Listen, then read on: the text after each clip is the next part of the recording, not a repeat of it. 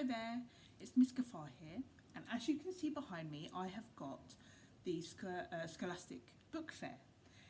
We've had the Scholastic Book Fair in school for the whole week, and that's to celebrate World Book Day next week. So for today's video, I'm going to be reading one of the World Book Day books. It's from the Soccer Diaries, and it's called Rocky Takes the Lead by Tom Palmer. Now, you may have chosen this as your free book to receive this year. There's loads to choose from, and you'll get this next week in assembly. So let's read the first two chapters of this book. This is written by Tom Palmer. Let's go.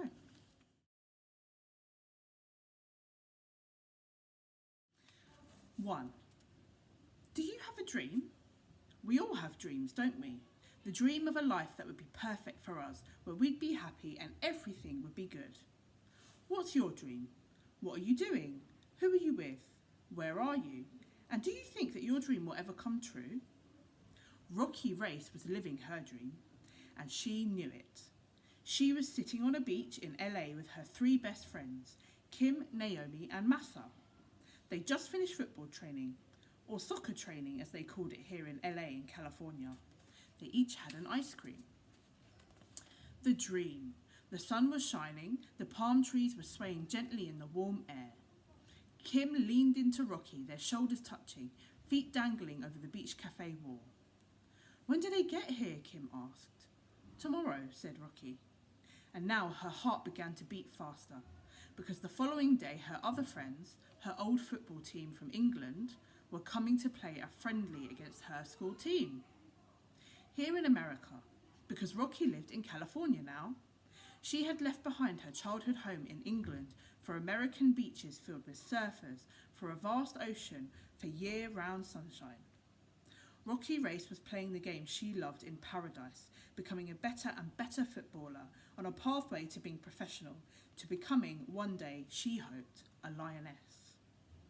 Definitely living the dream. Wasn't she?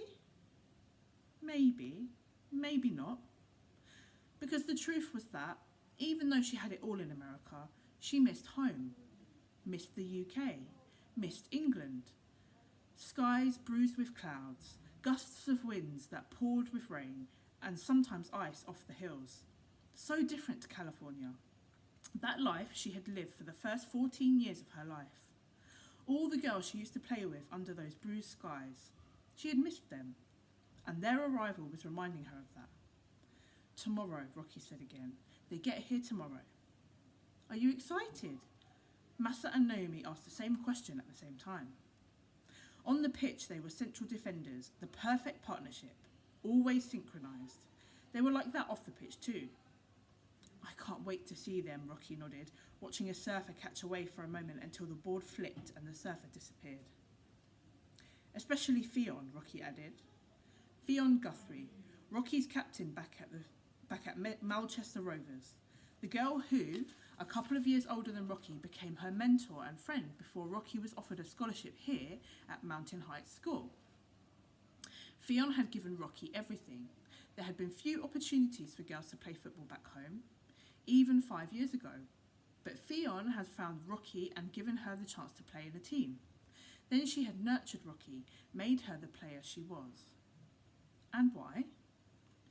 Because you have as much right to be a footballer as your brother, because you deserve every opportunity to play football like your brother. Those were Fionn's words, and they were why Rocky loved her. That and the fact that Fionn was going out with Rocky's brother, Roy, the so-called Roy of the Rovers, a professional footballer for the Melchester Rovers men's team. Fionn is the reason I'm here, the reason I'm a footballer, Rocky said to Kim, Naomi and Massa, still staring out at the waves, pleased to see the surfer emerge, clambering back onto her board. Rocky glanced at Kim. I can't wait for you to meet her, she said. She's amazing. They all are. For half a second after she had said it, Rocky saw something in Kim's eyes. Sometimes you caught the expression on someone's face and noticed something that had not been said. Now there was a silence, a hesitation in their conversation. And she'll love you, Rocky said quickly to Kim. Rocky saw a smile on her friend's mouth, felt their shoulders touch again. If your English teammates are half as awesome as you, Kim said, then we'll love them. Rocky was in fact quite nervous about her two worlds coming together, but she hoped that Kim was right.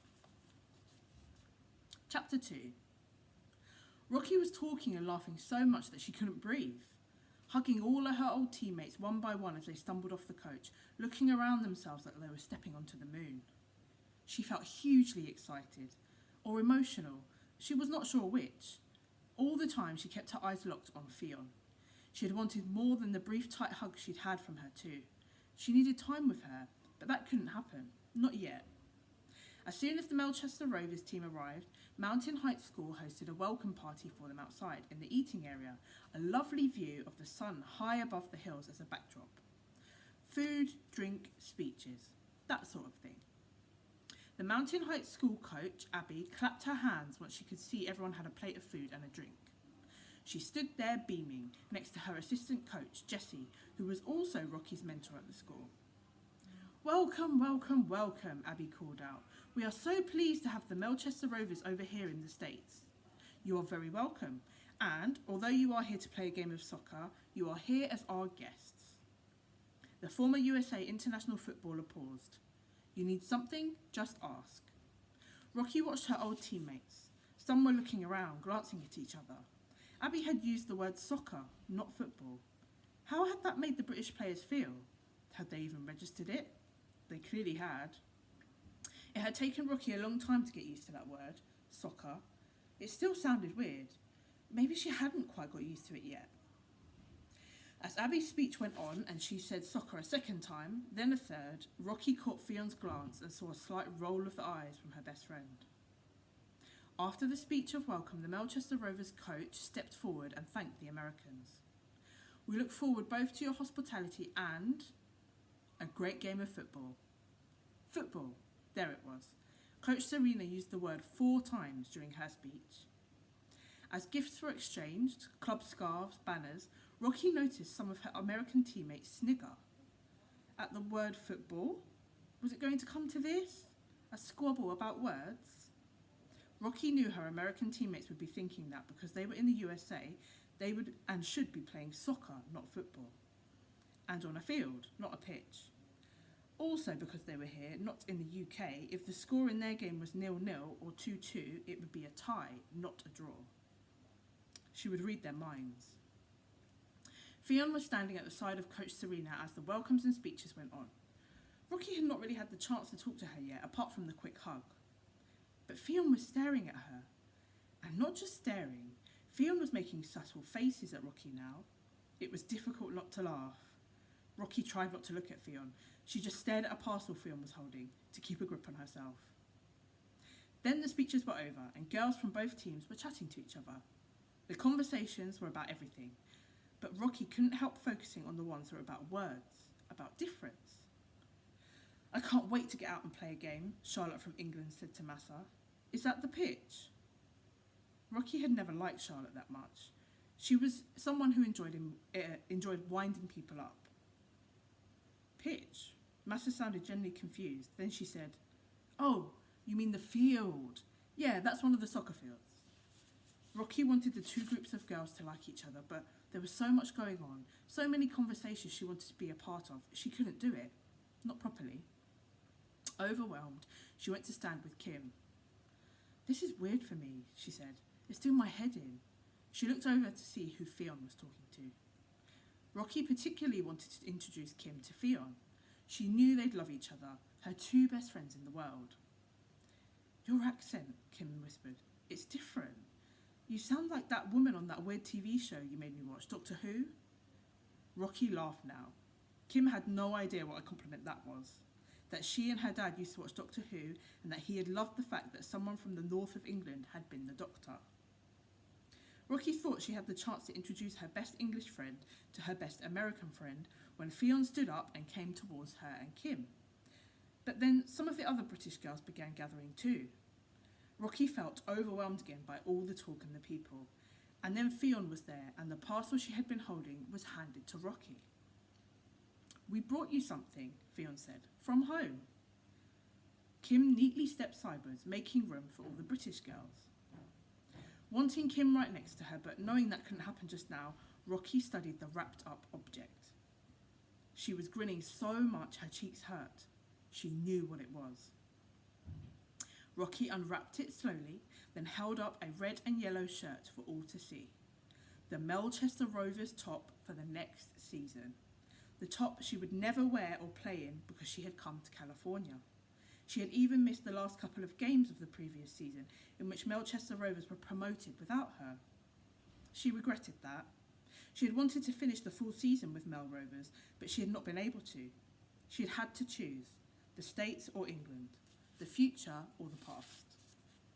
Now Rocky needed to leave the welcome party, to cry. She liked to cry, but not in front of other people. Okay, so that was the first 2 chapters of Rocky Takes the Lead, part of the Soccer Diaries. Like I said before, this is one of the World Book Day books, so you may have chosen this as your free book to receive for this year.